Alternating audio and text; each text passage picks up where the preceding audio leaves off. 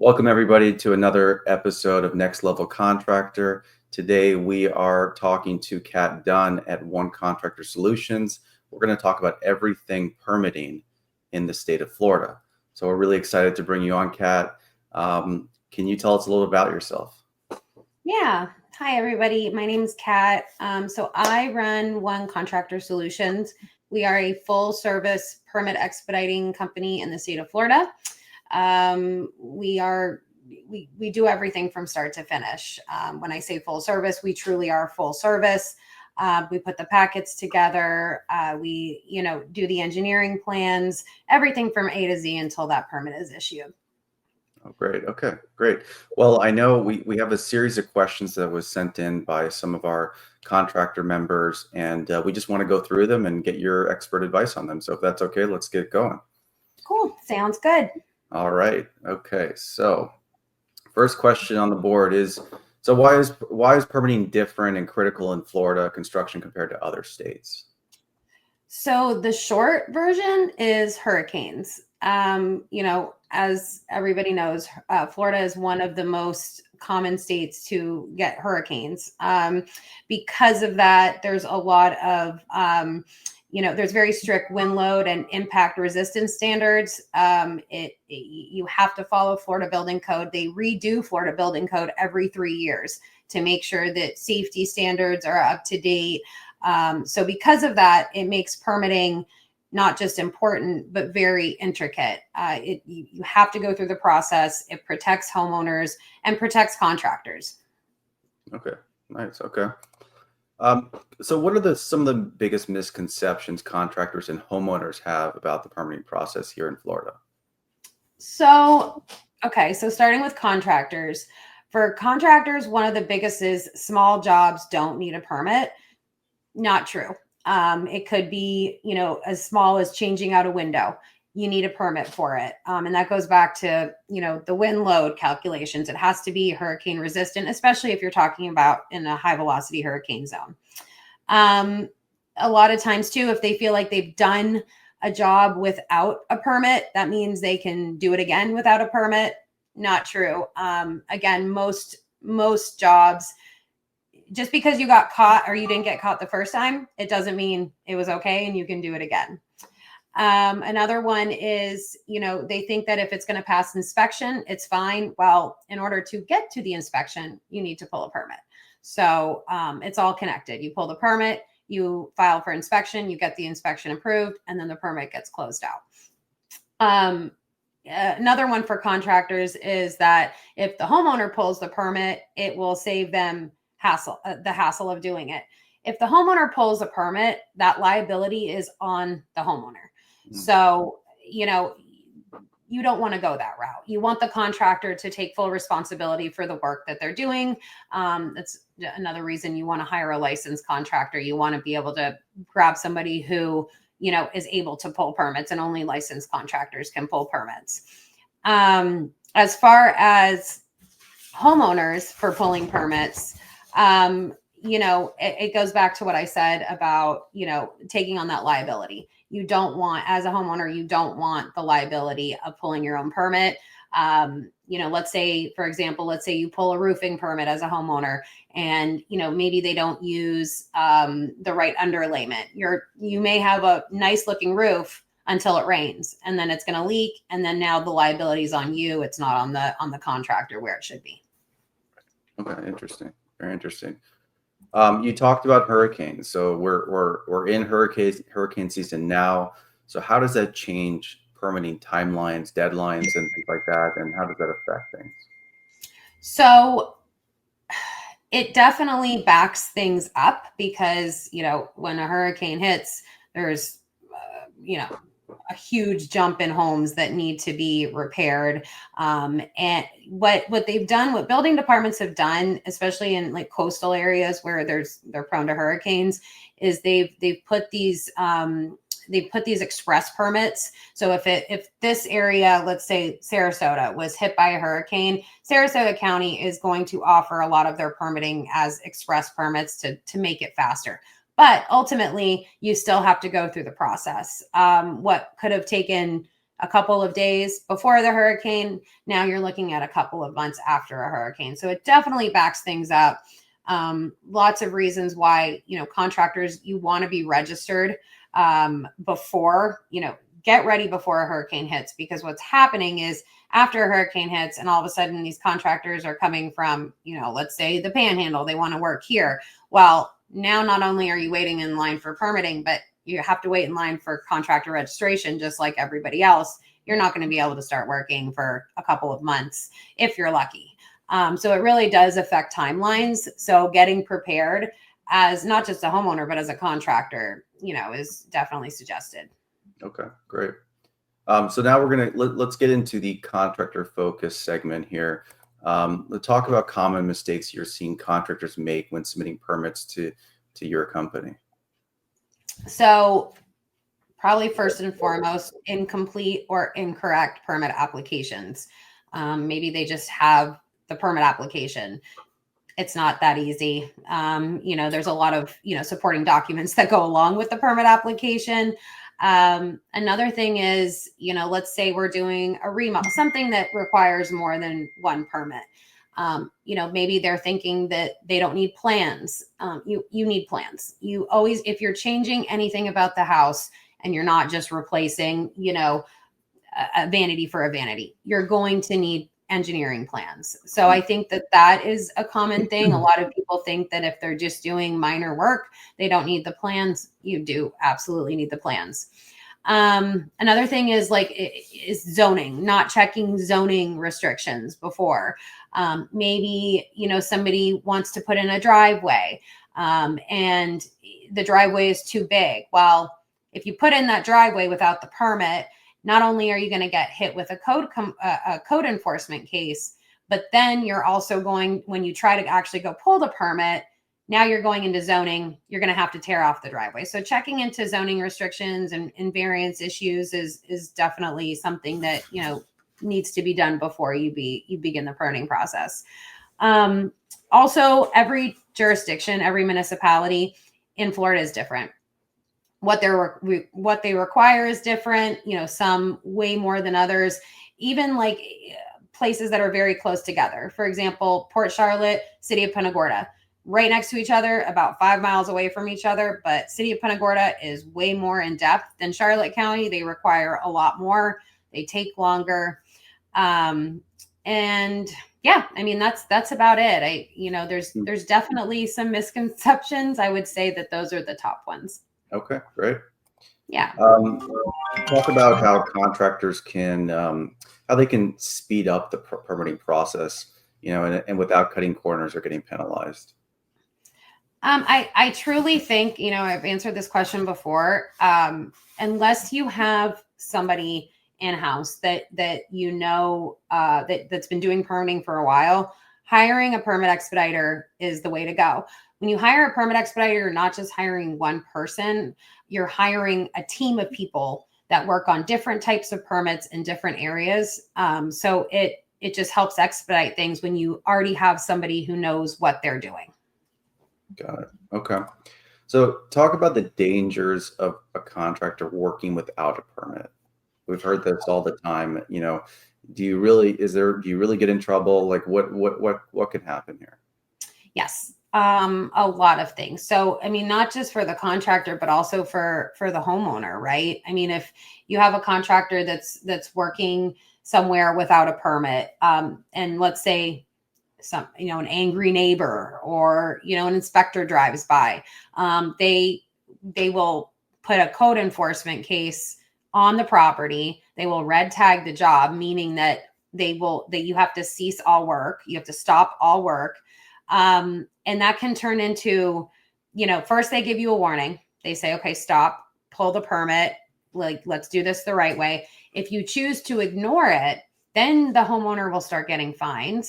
The contractor could start getting penalized. Mm-hmm. So it's kind of a domino effect of, more and more and more issues that could, eventually they'll just, completely stop letting you work, in that area. So, pull a permit. Right. Exactly, for sure. And on that note, just for our viewers, we want to thank Kat and One Contractor. They're giving $100 off for your first permit. So definitely check out One Contractor Solutions. Email Kat at onecontractorsolutions.com, or calling 941-303-9178. All right. So now let's get back into questions here. What are the risks? If we just did this one. Okay. Florida municipalities. Can you talk about how requirements vary from city to city or county to county? Are there different requirements? Are the municipalities different? How many are there in Florida? There's quite a bit. I think there's 181 municipalities in Florida. There's a lot. And I think the biggest difference is a high velocity hurricane zone. Let's again go back to roofing. You're going to have a very thick packet of an application versus a roofing permit in a non-high velocity hurricane zone where it's, very basic, a permit application supported by the Florida product approvals. Requirements, they go along with Florida Building Code, which is changed every 3 years. And, at the end of the day, that municipality, they govern themselves. It's kind of a gray area. They're really not supposed to have their own rules, but they do. So it depends on where you're working. But before you pull a permit, always check the requirements. If you have questions, ask. I think people are scared sometimes to talk to the building department. Listen, they're just doing their jobs like everyone else. They'll answer questions. It can get confusing though, which is why I always suggest that contractors use a third party permit expediting company, because it does help along with the process, and it helps, go along with those requirement changes, which is constantly happening. Right. Okay. Can you explain the difference between master and sub permits, like for electrical, mechanical, or plumbing? Yeah. So a master permit it can be a building permit. It can be a structural permit. It's going to be that permit that everything else along with the job is going to be attached to. So let's say I'm doing a residential remodel and we're moving walls around. That master permit is going to be the structural permit. Now, attached to that permit, we're going to need electrical, we're going to need plumbing, maybe we're moving some HVAC. So those sub permits are going to be attached to that master permit. When you're applying for that, for the sub permits, you're going to use the master permit number so that the building department can automatically connect the sub permits to the master permit. Okay. So I've been hearing a lot about this, the word private providers. Can you talk about what that is, who they are, and how are they helping contractors bypass delays with the building department? Sure. So private providers their private party plan review, and then they also do private inspections. So I'll take a remodel, right? So when we go to apply for a permit, we have to submit plans and then the permit application to the building department. And then it goes through a plan review. That's what usually takes the most amount of time when you're doing a remodel, new construction, whatever. Is the plan review stage. It also is the portion of the permit that costs the most amount of money when you're paying your permit fees to the building department. So what a private party plan reviewer does is when you submit the permit, you have already gone through plan review with the private party. So it bypasses that part at the building department, and it allows the permit to get issued quicker than if it would have gone through the building department. Once the permit's issued, after that, normally you do the job, you call for inspections throughout, the process. Instead of calling the building department, these private providers, they can perform private inspections. A lot of them can do virtual inspections. And the benefit is that you can continue working. So like, again, I'm doing a remodel. I have to call for electrical rough-in, and I have to wait. I have to stop. I have to wait for the inspector to show up. Maybe it's a Thursday. They can't come until Monday. It causes, a big delay. So if you use a private provider to do your inspections, you can do it the same day virtual inspection, and continue working. So it really does cut down on time. And then, like I said, it does also cut down on the actual permit fee. Yes, it costs money, to go to a private provider, but you are saving money at the building department because it's not going through plans review there. Interesting. Are you guys, just curious, are you guys working with private providers with your clients as well? We do. Yep, absolutely. So we have we actually have a couple of private providers that we work with. Both of them do virtual inspections, and then we also do they also do private party plan review. So a lot of our contractors, they bundle everything. They use us for the permit expediting, and then we bring in our partners for the private provider work. Got it. Okay, great. Okay, so we're going to go into some questions from homeowners that we see sometimes on from our show. So homeowners, do it yourself. Why pull permits for home projects? What's the point? Is it a requirement? And are they in trouble? So, I mean, first and foremost, you want your home to be protected. Being that we do live in a state that, is prone to hurricanes, you want your home up to code, and you want to make sure that, the building department is, checking off on that it is done up to code. I'll give you a really good example. I had a client call me the other day. She bought her house. It was great. No issues. There was no open permits. She was doing something small, like cutting down a tree. She'd pulled a permit for it, did everything right. The inspector came, checked off everything. And then as he was walking around the property, he noticed that the home did not match what the survey showed at the building department. Turns out that the person that she got the house from, that sold her the house, had added a whole other bathroom and bedroom. But because they didn't pull the permit, of course it didn't show up as open. She thought she did everything right. She inherited this problem. Now she has to go back and pull after the fact permits, get plans. I mean, it causes a whole bunch of issues, forever. I mean, it's not something that even if you get away with it now, at some point in time, it'll catch up, and then it will cost more money down the road. Right. So as a tip, you're saying if you're buying a house, you really need to check to make sure all permits were pulled for any work that was done. Exactly. Like, make sure everything is matching up. If it's a 3-bedroom, 2-bath and you're buying a 4-bedroom, 3-bath, there's a reason for that, right? So go back and kind of check before you sign those papers. Got it. Okay. In Florida, how do you find out if your contractor is actually licensed?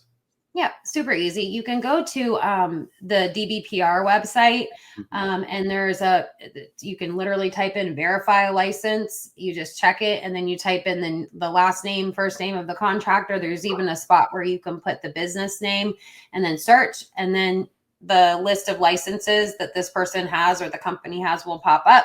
It'll show right next to it if it's active or not. So it's very easy. It takes 2 seconds, and it's very much worth it. Yeah, for sure. For sure. Okay. Well, let's get into talking about the future permitting and where this is going. So we're seeing this a little bit, or I've heard this going on. Are permitting departments moving digital? The majority of them have, especially after or during COVID. Everybody went, or a lot of building departments went to digital. There still are those building departments in Florida, the smaller ones that are not online. That you still have to walk your permit into. We do at One Contractor Solutions, we have that. So we have runners all over the state. But let's say you're a contractor that lives in Miami, has a big job in Jacksonville, you're going to have to make sure that if you're not having an expediter or you're doing it yourself, you will have to do all of that work and walk in that permit to the building department up near Jacksonville. It causes headaches, but that's just another reason why I do suggest bringing in an expediter, because, we've kind of figured out ways that, if they aren't digital, we can walk it in. And we figure out the tricks and trades and get creative about trying to figure out how to get things done. Right. So talk about what are the biggest challenges permit expeditors are facing, especially after natural disasters? Um, that's a great question. I would say it, you know, at the end of the day, we are just communicating what is required. A lot of times I do think that people think we're asking for too much. We had a comment recently from somebody when we asked him for plans because it was required by the building department.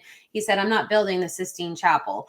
Well, it's not us. We're not, we would love to say we could get this done without these items, but we do everything by the book.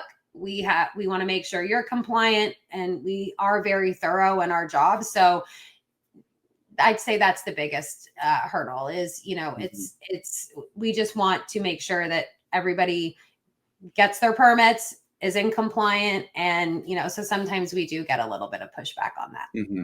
Okay. And kind of the last question on industry trends. How do you see the next 5 years playing out in the permitting industry, and how does that affect contractors? I mean, I could tell you what I would love to see. I would love to see all the building departments using the same software and just kind of syncing up. That's not going to happen. Everywhere is different. Like I said before, every municipality governs their own building department. But I do think that, it's just going to kind of grow from what it already has been. So we see now in the past 2 years, we have 3 hurricanes. We're still rebuilding, right? We're still going through the process. I can tell you, for example, city of St. Pete is still backed up from last year, from the 2 hurricanes, Helene and Milton, that hit. So it's just going to be, the more hurricanes, the more storms we have, the more backed up it's going to be. You hope that they're going to, again, put everything online, make things a little bit faster, but they can only do what they can do. Right. So just, some final thoughts. Take this question for both a contractor and a homeowner. What's the number one piece of advice, if you could only give them one thing to know for each, a contractor or a homeowner, regarding the permitting process? What would you tell them? For homeowners, I would say if a contractor is asking you to pull your own permit, that would be a red flag. There's a reason for it. Even if it's as simple as he doesn't want to do it, he doesn't want to take the time, you as a homeowner still can call a permit expediter or a third party and say, hey, my contractor doesn't want to pull this permit. Can you do it for them? Don't pull your own permits. As far as contractors, just it's not worth not going through the permit process and then getting in trouble. Pull a permit. There's so many resources out there, to be able to get your permit. I mean, obviously there's us, but, even going to the building department, asking questions, pulling the permit, you may get away with it once or twice, but eventually it will catch up. And, it just creates such a long mess. It'll cost time and money. Right. Okay. And the last question for contractors, give me 2 different answers for why would a contractor who's like a single shop operator doing everything themselves, why would they pull a permit? Why would they use an expediter like you guys? And why would a company who has an in-house permitting department use you guys? So for a smaller company, maybe like a one person, maybe somebody who's just getting started, I always use this comparison, but if you're trying to do too many things, you're not going to do any of them well. At the end of the day, you were hired, let's say you're a roofer, you were hired to do the roof. Focus on doing the roof. Let somebody else come in and take care of the paperwork and the headache that is, the building department. For a bigger company, we've kind of had a couple of different scenarios where we have come in and taken over their in-house department. But for the most part, I would say we're a really good support. Windows and door companies, solar companies, a lot of times, they will have an in-house team, but there's only so many of them. So, the permits, especially if they're growing very fast, they tend to pile up and then they have a large amount of backlog. So hiring an expediter to take care and wipe out all that backlog and then just come in and support your in-house team moving forward, that's the best case scenario. So yeah. Okay, great. Well, I just want to remind everybody, Kat and her team, they're offering $100 off your first permit at One Contractor Solutions. You could email Kat at onecontractorsolutions.com or calling her direct at 941-303-9178. Kat, I want to thank you for coming on today. I really appreciate it, and we hope to hear more, bring you back on for more contractor permitting and expediting tips. Awesome. Thanks for having me. All right. Take care, everybody.